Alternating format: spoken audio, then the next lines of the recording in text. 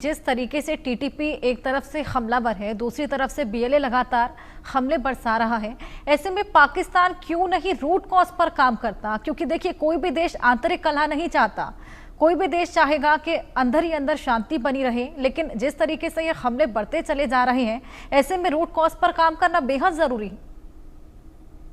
बिल्कुल हर्षा जी, मैं आपकी बात से पूरी तरह सहमत हूँ कि ये जो समस्या पाकिस्तान की समस्या है वो ऐसी समस्या है जिसका पाकिस्तान समाधान ढूंढने की कोशिश भी नहीं कर रहा है। वो हर चीज को ये सोचते हैं कि हर चीज जो है फौज के जरिए, फौज के जूतों से लोगों को ठीक किया जा सकता है। और उसी की वजह से आप देखेंगे कि चाहे वो ये हो, क्या कहते हैं, बलूचिस्तान लिबरेशन आर्मी हो चाहे टीटीपी हो, ये दोनों के दोनों जो है अपने अपने मुद्दों के लिए लड़ रहे हैं। बलूचिस्तान वाले तो आज़ादी चाहते हैं, उनका और कोई कॉम्प्रोमाइज नहीं है क्योंकि उनकी गलती भी नहीं है।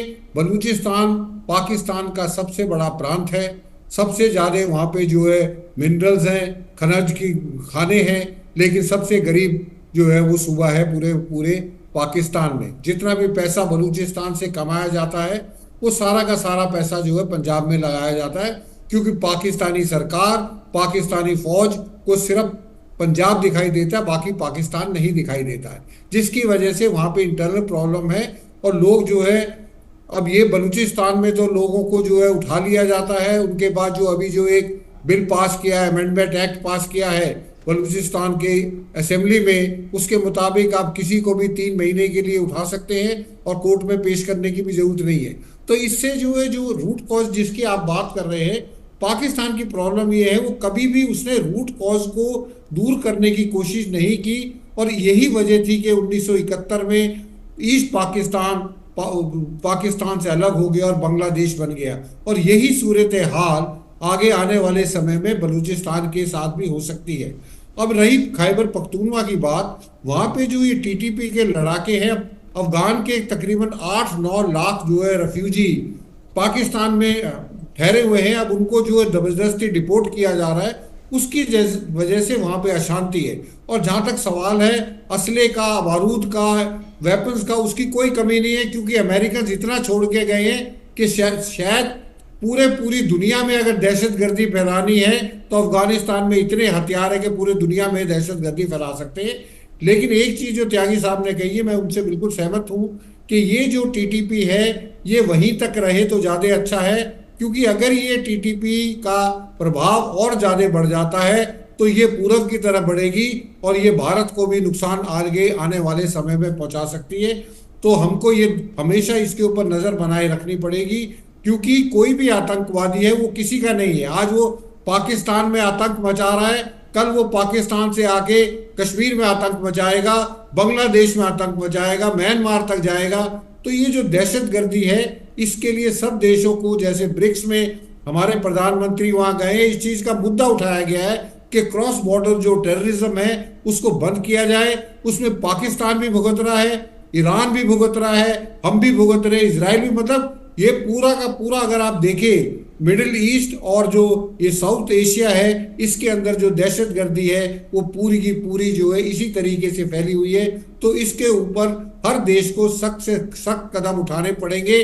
और उसके लिए जो इंटरनल प्रॉब्लम्स है, जो रूट कॉज है जिसका आपने जिक्र किया हर्षा जी, वो जब तक आप नहीं करेंगे तब तक आप गोलियों से या फौज के जूतों से लोगों को आप जो है सुधार नहीं सकते। हर्षा जी।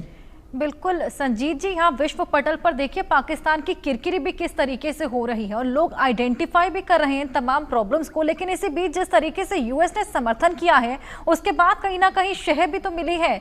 अब जिस तरीके से वेपनरी देने की बात, जो न्यूक्लियर के तमाम जगह हैं उनको संरक्षण देने की बात अब यूएस कर रहा है, और इसी के दम पर, इसी के बलबूते कहीं ना कहीं अब पाकिस्तान उछलता हुआ भी नजर आएगा।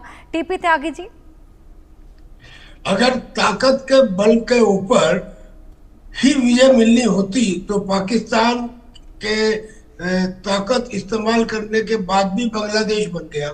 और यहाँ तो बलूचिस्तान के अंदर जो कौम है वो बांग्लादेश की तरह से डोसाइल कौम नहीं है, वो मार्शल कौम है। तो ये तो भूल जाइए कि चाहे उन्हें न्यूक्लियर मिल जाए, चाहे उन्हें मिसाइल मिल जाए, कुछ भी मिल जाए, क्या कोई देश अपने ही देश के अंदर मिसाइलों का इस्तेमाल कर सकता है? न्यूक्लियर वेपन का इस्तेमाल कर सकता है, एयर का इस्तेमाल कर सकता है, तो it has got no relevance. Ma'am, आपने जो शुरू में पॉइंट बताया कि रूट कॉज, मैं आपको 2-3 बात बलूचिस्तान के बारे में बताता हूँ। मालूम है आपको कि बलूचिस्तान में एक भी नेशनल चैनल नहीं है, जबकि उसी पाकिस्तान के पंजाब में 500 नेशनल चैनल है। कोई बड़ा रेडियो स्टेशन नहीं है, जबकि और जगह वो सैकड़ों में है। उसी बलूचिस्तान के अंदर करीब 300 मिलियन क्यूबिक फीट गैस प्रतिदिन निकाली जाती है और 10-10 इंच डायामीटर के पाइप में कराची और लाहौर को भेजी जाती है, मगर बलूचिस्तान में वो अवेलेबल नहीं है। वहां की औरतें अभी भी लकड़ी जला के चूल्हे में खाना पकाती हैं। और एक झूठा नैरेटिव बताया जा रहा है कि बलूचिस्तान का एरिया पाकिस्तान का करीब 44% है। ये भी गलत है। बलूचिस्तान का जो एरिया है वो पाकिस्तान के टोटल एरिया का 44 नहीं 64% है। 64% इसलिए है कि करीब 1 दर्जन बलूचों की जो जातियां हैं वो पंजाब में है। और जब ब्रिटिशर्स ने ये इसका डिवीजन किया था तब उन्होंने विरोध करने के बावजूद उन्हें जानबूझ के पंजाब में रखा था।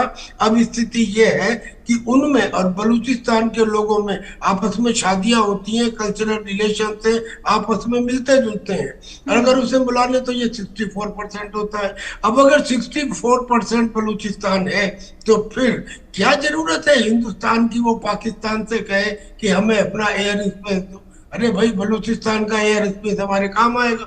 और जो उनके मिनरल्स हैं उनकी लूट में अब तक तो पाकिस्तान था, फिर उसके बाद में चीन ऐड हुआ।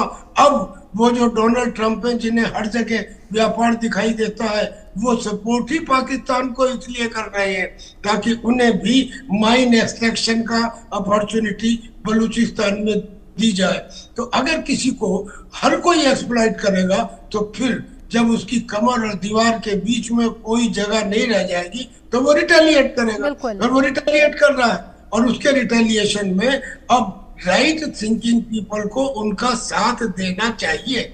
हम कहते हैं हिंदुस्तान को भी उन्हें मॉरल सपोर्ट एक्सटेंड करनी चाहिए, जो वो बहुत दिनों से मांग भी रहे हैं।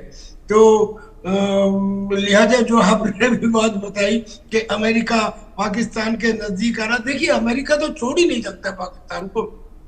हम कितनी बहस करते रहे, लेकिन जो कुछ कॉमन सेंस की चीजें हैं वो कभी नहीं बदलेगी। आपने बेहद बिल्कुल सही पॉइंट्स यहाँ पर रेज किए हैं।